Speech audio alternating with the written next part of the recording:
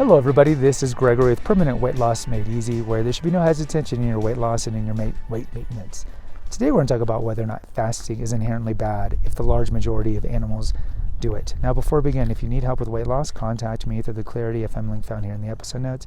Also check out my website, which has hundreds of articles and recipes, my podcast, The Awakened Man, which is very health related, and my books, which you can find on Amazon.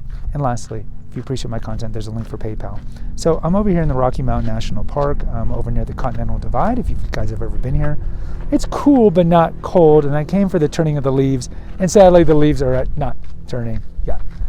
So I'm over here at the visitor center, and I'm reading about what I kind of already know. Like a lot of animals that live up here in the Alpine region are hibernating during the winter, or they kind of sleep like the marmots. They kind of sleep really cold in underground rocks. And what they do is they eat a lot of food in the plentiful season, like summer, and then they get really fat like the marmots do.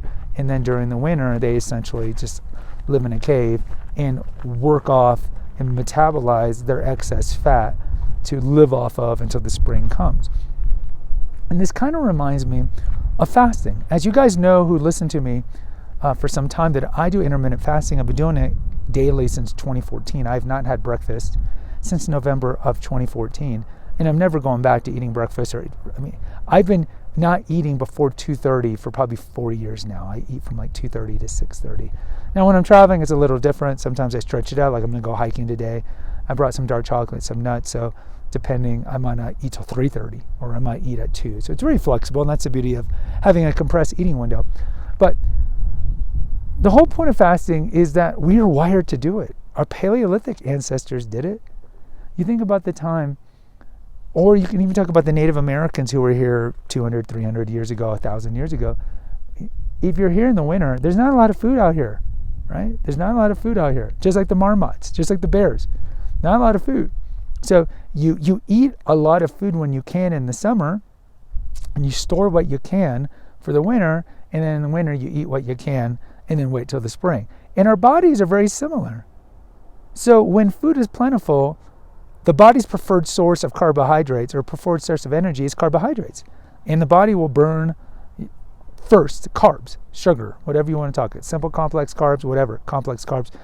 All that will be stored by insulin into the muscles, into the liver as glycogen and whatnot. And then as the day persists and your glucose levels go down and your glycogen reserves in the liver are gone, then your body's like, oh, well we got to burn something to keep the brain going, to keep the body going. And so it's going to tap into our fat reserves.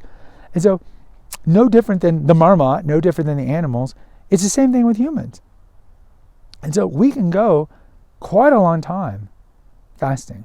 You see people that do 24-hour fast, 36-hour fast, 72-hour fast, multi-day fast, and they're fine. They survive. The body adapts. The body adapts quite readily.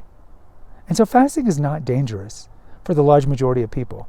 You will hear that, well, pregnant women shouldn't fast, kids shouldn't fast. Certainly, I don't think it's smart for a 6-year-old to be doing it, but our Paleolithic 6-year-olds were doing it. Pregnant women were doing it, not because of necessity back then, but because they really didn't have a choice. They didn't really have a choice. So our body is highly adaptive. It's highly versatile. And I would recommend to you guys who are struggling to lose weight or trying to lose weight, that the idea of having to eat every 3 hours or to have 6 meals a day, or the idea that I got to wake up right when I have to eat right when I wake up, this is stuff that really, look, going back 120 years, the cereal industry taught us, right? Breakfast is the most important meal of the day. That was an ad slogan. Breakfast is not the most important meal of the day. It really isn't. There really, I would tell you, is no most important meal of the day. You eat when you're hungry. You eat when your body tells you it's time to eat. You eat maybe when your energy levels are low. But this idea that we can't handle going several hours without eating is foolish, because our ancestors did it, and a lot of mammals do it. A lot of birds do it. It is quite common. So if any of you have never fasted, give it a shot, because there's tons of biohacks to it, not just weight loss, but energy, cognitive levels. You look at insulin resistance, you look at its anti-aging, because of what it does to our DNA.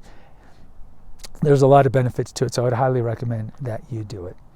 Guys, post in the comments. I'd like to hear from you if you do fast. Until next time, take care, God bless, and pray.